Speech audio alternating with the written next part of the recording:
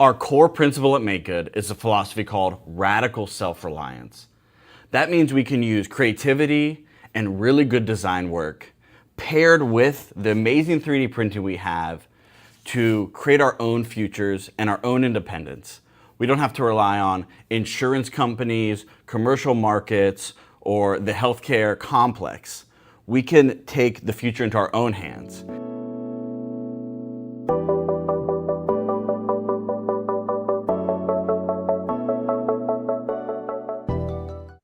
Hi, welcome to Assistive Tech Today podcast. I'm your host, Vinny Lavoti, and today we have a special guest.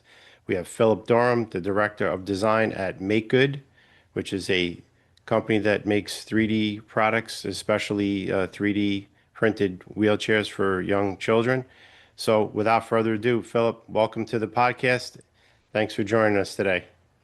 Thanks a lot for having me. So, Philip, for the viewers and listeners, why don't you just tell everybody a little bit about yourself, your background, and what MakeGood does? Well, my name's Philip Dunham. I'm C5 quadriplegic, um, and my educational background was actually in finance. And I met the founder of MakeGood, Noam Platt, back in 2023. Um, at that time, he was just making things on his own, 3D printing things. His background is as an architect. So I met him, and a friend had referred me and said, check out his Instagram. So he made a couple things for me. We had collaborated on a couple small devices. And once he showed me kind of what he was doing and the advancements in the printers, around then it was when Bamboo had released their A1 series. Mhm. And I was like, well, I had a little bit of background in 3D modeling, and Fusion was free at the time. And so I was like, let me check that out, and I could kind of refresh my memory on 3D modeling and start, and that combined with, how the printers had advanced. As quadriplegic, I had kind of avoided 3D printing because of how the machines had a reputation for being temperamental and needing a lot of tweaking. But when seeing how reliable they were, and you could just, print stuff and focus on the design rather than, tweaking and calibrating and having to, adjust the machines. Um, yeah, it was much easier to do that. So I started doing that. I started collaborating with Gnome on more designs for other people. And then he asked me to, start working with him more on a full-time basis. And kind of went from there. Pretty quickly after that, we grew MakeGood a bit and got a studio at one of the universities here, UNO in New Orleans. And now we have, I think, like 14 people working with us in various capacities, whether, we have somebody running a print lab. We have some people doing communication and education.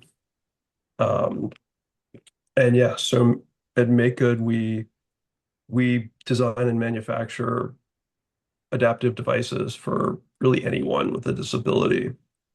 Um, can be a lot of like hand devices, things we'll do custom for people as they request them. And then we also have the 3D printed toddler mobility trainers, which has gotten pretty popular, that we released back in December. We had two partner organizations that we designed that with.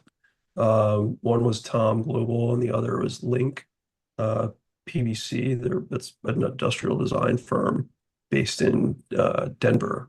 Mhm.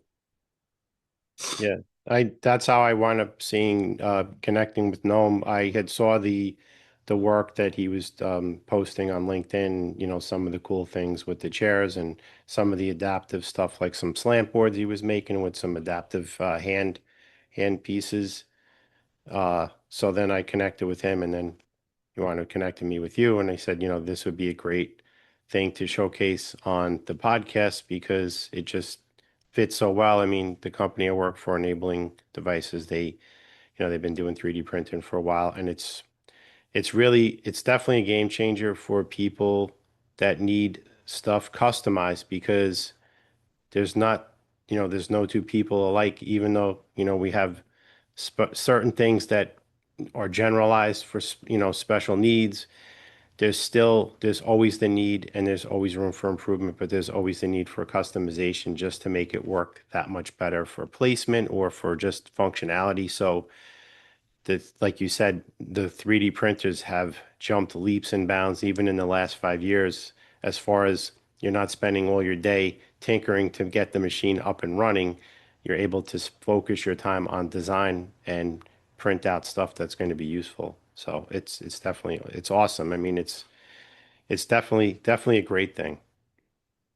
Yeah, for sure. And yeah, that lets us, I mean, we work on a lot of things and I guess we feel like, 3D printing is, um, I guess it allows it, or I guess we're able to spend the time designing things or designing, or working on problems that wouldn't have gotten addressed otherwise, I guess is the best way to put it.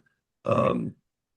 That, for problems that might be so specific that it may not be something that's, necessarily widely used, but it may be for a specific situation for a patient, Right. um, but may be usable for a number of people. But when you have a design you come up with and finalize, and um, it may not, you may not be making hundreds or thousands of them, but when other people need it, it's there to hit print, Right. um, Exactly. for those people that can use it. Yeah, I mean, that's the problem, when with unfortunately with manufacturing, like you hit the nail on the head saying that there's challenges. Like I might only need to make a handful of these. And if it's something that we had talked a little bit before we jumped on the podcast about manufacturing, how it's changed over the years. And the manufacturing landscape has definitely changed in the last 10 years. But if it's something that's injection molding, which is beautiful, but if you're only going to make, 5 or 10 or just a one-off, it's not cost effective. I mean, an injection mold for a very simple product could cost 25 to $50,000. So if somebody needs one thing, yeah, obviously you can't, like as a company, you're not going to say, all right, I can make this for you, but it'll cost $50,000. You're not going to do that. And it just Yeah. doesn't work. So the 3D printing, as you know, has opened up many doors, and you can tinker with things. And if it's not right, the worst you wasted is you wasted your time. I don't even consider that a waste because you learn. So you always learn from anything that didn't work perfectly. And you just wasted some filament. Yeah, So exactly. it, And another aspect of MakeGood is that everything we do, we release open source. So anybody can download our designs and we encourage taking them and improving them. And that's another aspect. You spend the time designing something and if it works for one person or a handful of people, um, that you may be aware of, if other people can check out the design, and see it may work for them, or it may be a starting point for a design that ultimately works for other people. right. I was just going to say, even if it's not perfect, like you just said, it's a starting point for them to build on. They say, okay, maybe I need to tweak this and that, and now it works perfect for the person, or if it's for themselves. So no, it's really great, and it's great that you guys are doing this open source to push this further, because the more people involved in, more, there's more thought process in there. There's more people, another set of eyes looking at it from a different angle. People, somebody may look at one of your designs and say, you know what, this could be used for this application. And you may have, when you designed it, was specific for some other task, and didn't even think about that, but somebody else looks at it. So it's great. It's always amazing, to see what comes out of things. And it's good because, we're helping people. And And I always say, part of this with the reason why I did this podcast is to basically, from my 24 plus years of being in this industry, to kind of pay it forward a little bit to try and share the knowledge that I've accumulated over the 24 plus years and share in a digestible format that people are used to now. Everybody does podcasts or they watch YouTube or they listen to, Spotify or Apple Podcasts to get information out there so people are aware. Because even though there's so much technology out there, not everybody's aware of what's out there. And it's like I said, the more people know about it, the more, we can help people. And at the end of the day, it's always about helping people and giving them more independence, freedom, and dignity. Yeah, exactly. Um, I wanted to touch base a little bit. One, like I said, I got connected with Noam because you guys are doing the chairs. I think that might be kind of interesting what you guys do with the chairs, and it's mostly for little kids, right? For Yeah, yeah, it was taking a design that had been out there that Tom had come up with, I think back in 2021-ish. And it was originally built with wood and some other off-the-shelf parts. But the wood version, it worked well for the kids, but it took a lot of labor and um, equipment. You needed Mhm. CNC, be able to CNC wood, and it took basically like a university level makerspace, Right, and a class or a group of people to assemble a bunch of them at once. right. It wasn't really efficient to just build one at a time. So you know we had done a number of say builds of those chairs, the wooden ones. But when we realized that the printers were getting so reliable and cheap, you know, we thought that it would be viable to make something that people could print on their own and build on their own. So that was kind of what sparked that. And then we spent most of 2025 working with our partners, Link and Tom, uh, to design and test and get the TMT ready for release. But yeah, it is right now just for smaller for kids. Um, Yeah, I was, when you were saying about the wood, I mean, it's great. I mean, when I was in school, I learned how to do work on a lathe and the CNC machine. But like you said, this is not something that somebody's going to be able to have, I would say for the most part, aren't going to have that in their home workshop. mhm. But a 3D printer is something that most people can, set up in their home, or even if it's a school and they don't have like a full machine shop. And the technical skills, I mean, if you can design, but working on the CNC machines, you need to know how to do certain things. So yeah, the 3D printing again, it's a great thing, and it's pretty durable. I mean, the stuff that you guys did. I mean, I'm blown away. I mean, I see 3D printing stuff every day at work, but I'm blown away at some of the designs that they've made for these kids. Like I've seen these Spider-Man chairs. I know the new Spider-Man's movie's out, but it's like the kids could have stuff that they really enjoy, like super customized. Like we had an old book at work and they were making like adaptive stuff. This book's probably 35 years old. They made like a corrugated cardboard wheelchair for kids. All right, it worked, but it's cardboard. Mhm. It's not gonna be able to really go outside or do anything like with these chairs. They kind of a little bit have reminiscence to me looking at them as a kid. When I was a kid, we had those, I forgot who made it, but they were called big wheels. And they were just Mhm. basically formed plastic, but with pedals on them. And they were great. I mean, we used to knock the snots out of those things, but that's what these chairs kind of get. That's reminiscent to me as when I see them, they kind of have that kind of that vibe to them. But it's like I said, it's super cool the stuff that you guys have done. It's everybody should be happy that what they were able to accomplish. Yeah, we didn't really realize how elaborate people would get with the way they were customizing and with the colors and the additional designs and the stickers on the wheels. Hmm. But I think the look of it and the colorfulness of it and being able to, make it how a kid would like it, I think is a huge asset and hugely valuable because one of the things that we've gotten consistent feedback on is that with these chairs, now the kids, their peers are now interested in it. It puts them on a better level to interact, and they're much more able to be social. And Yep. then their friends are fascinated by it. And Noam and I were talking to some PT and OTs with the school system earlier this week, and that's what they said that now the kids that are using this TMT, their friends are now able to like push them around and go on the playground, and it enables a level of interaction that these kids wouldn't have had otherwise.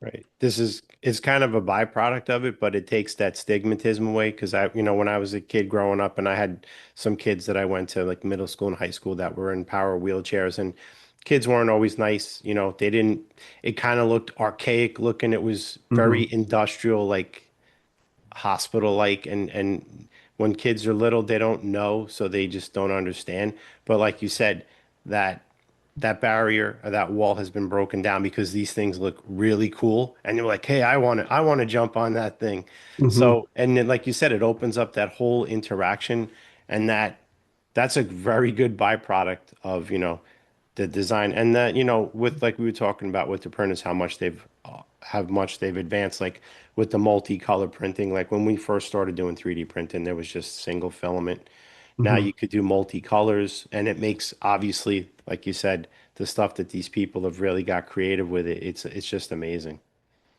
Yeah, it's really, really cool to see. um So how does so just because for the viewers and listeners, so how does the process go? I see your, maybe on YouTube or something, I see you guys have these chairs. Somebody wants to get a chair made for a kid. What's the process? Like what do they do? How do they reach out to you? How does it work usually? Well, there's a number of different routes that we've created. So, I mean, there's the easiest, or I guess I say or I guess most direct is if you have a 3D printer, you can go to Maker World or our website and download the files directly and get the list of hardware. Because while it is uh, all 3D printed, there are uh, there is some hardware. There's That you three use? caster wheels and then the bearings and Mhm. axles. Uh, um, so there's a list of hardware. So that's a method, just doing it yourself, buying the filament and the hardware. You can get it from a hardware store or online. But then we have made kits so that you could get all the hardware. Like say if you want to source your own filament, you can get a kit with just the hardware. But now we also have kits that have all of The the filament filament you and need everything. plus the hardware. And then we've created 3dmobility.org where we connect makers and the families that need the chairs. So you could go and sign up for 3dmobility.org and a family can request a chair and you are you will eventually, well, if a maker in your area um, is available and they want They to can, match, they can say they can claim that build right. and then link up. We have a way of, They get interacting connected. and messaging, yeah, to connect maker and the family. And then within that, there's some ways of funding, like you could fund a chair directly if you want, like fund it yourself. Mhm. But also other people can fund it, the makers can fund it. Right. There are a bunch of different ways of doing that. And guys, as we always say, everything Philip's talking about, we don't expect you to write it down. We'll put everything in the show notes So you can check all this great stuff out. And I'm assuming if somebody wants to be like a donor, they just want to like, I got money, I want to help out. They see your cause is great. They can also just donate to help fund some chairs that need to be funded. Yeah, yeah, and like there's all those options on the website. You can fund Make Good as a whole. You could donate to specific chairs. Projects, right? You could donate to the chair project as a whole. Right. There's all of those options. So is this also, so right now with the chair, it's basically, is it just basically chairs that you're doing right now with the fundings and with, people, donating, or is it other things as well? Or you, Well, there's the chairs we have are part of Make Good, but Make Good as a whole, we do other things like custom devices.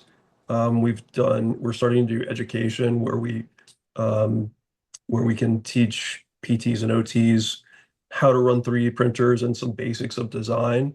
Um, and at minimum, we want people to be able to say, um, take our designs and be able to print them and know 3D printing enough to say print for PTs and OTs to print them in their own facilities because hospitals and PT facilities are starting to get 3D printers more and more. And we realize that while they are getting 3D printers, like the hospital systems or administrators may be getting them, they don't necessarily teach everyone how to use them. right? So that's something we found is in demand, and so we're trying to work with more and more facilities to teach that, um, and also yeah, working with different organizations to do devices directly. I mean, we work with PTs and OTs on some specific stuff for their own patients if they come to us and want to work on a device. Mhm.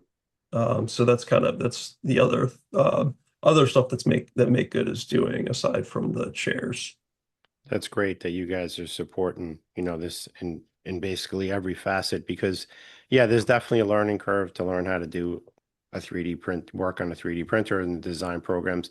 They've gotten a lot better. The software is always, everything's always improving over time, but it's good because, like you said, we're able to customize things and you get really very specific, which opens up possibilities for people, which is, always a good thing.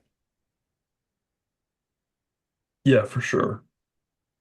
Um, So you said you pretty much have a small team directly working with your company, and then it's just basically makers that so that's one thing we didn't touch on. So like, okay, I have a 3D print shop. I want to help out. I want to be a maker. What's kind of the process for somebody to, if they have like a couple of machines and they got free time, might have some guys that are retirees that have spare time and they worked in the machining field. They know how to do 3D printing. They're like, oh, you know what? That looks really nice. I want to help out. So, Yeah, so you can go to 3dmobility.org and sign up as a maker, and basically we have just a quick, pretty easy process of vetting makers, just submitting photos of some example prints. Um, and that's really it. We verify those and then set you up to be a maker on the platform. And then you can, look in your area to see what if there's anything nearby or, within whatever distance you're willing to drive and connect right. with the family that you're making it for. So once you sign up, you're not obligated to specifically take on any certain jobs, but like you said, if it's in your area and you say, okay, I'll claim that job and I'll print this chair for, whoever needs this and they Yeah, can exactly. Yeah, there's no obligation, but yeah, you can join and then choose which which so it's fields so you'd it's like. very flexible. I mean, people do it when Exactly. they have the free time and that's great. No, that's a good system. I mean, it's a win-win for everybody. Somebody gets a nice chair out of it and somebody can know they've done a good thing and help somebody out by, making a chair for them. Yeah, yeah, it's really cool. I mean, I think we're past 1,000 shares being delivered. And we have makers and requests popping up all over the world now. Hmm. I mean, there's a lot in South America and Europe, but I think nearly every continent we've had requests and makers joining now. Hmm. Really cool. Is there any, I'm sure I'm not the first person to ask this, and if we can't talk about it, that's fine. Is there talks about trying to make some like motorized chairs? Well, actually, we worked on a motorized um, prototype last weekend. We had a local PT and OT school for Baton Rouge in our studio, and we worked on one with one of our interns had designed a way to mount some power drills and a gear mechanism, and then using some cables for actuation. But that was super basic. We were trying to see what we could do with just off-the-shelf parts. Um, there have been some other electrified motorized versions that we've seen come up. One was with a Tom Global con or design contest that they submitted. So I know there's a couple versions that people are working on um, outside of just make good. Right. No, that's cool. I was gonna say it's only a matter of time before people would want to try some type of power chair to, and it's good. I mean, because we all know that power chairs are extremely expensive, Yeah, and it's a good way to, get them like a precursor to see if they could handle a power chair. yeah, Um, exactly. But and yeah, I then, mean the versions that we've seen, I mean they um I mean have a joystick and circuit board and I mean what I've seen, they're pretty impressive for what people have been able to come up with in a pretty short amount of time. yeah, no, that's really cool. Anything else that would be interesting, you think, that would be something we could share with the viewers and listeners? Um, I would say just, keep an eye on our Instagram, check out our Maker World, um, and the devices that are up there. And we always encourage people to look at our devices and see what else you could come up with if you have any ideas. Hmm. Just keep being creative. Okay, yeah. So you guys are on, I'm assuming I mean, we'll put everything in the show notes. You guys are on Instagram. You do, I know you guys are on LinkedIn. I know Noam always posts on there. He always shows some really cool stuff what's going on. And are you guys on like Facebook or anything like that, or any other, or pretty Yeah, we have there's some Facebook groups for the makers that for the have makers? popped up. Um, I don't think they are make it official, but they Okay. I mean It's like a community groups. People yeah, just offshoot this to just talk yeah, about it. but yeah, we have a make a Facebook page that you can kind of find all that through there Okay. as well. And then hopefully also we're working on getting the chair, just doing some testing to get the Toddler Mobility Trainer, working well and tested to work on Prusa machines, because we know the Mark IV, I think, is a really popular machine, Mm-hmm. but the build plate is a little smaller than the build plate Than Bruce.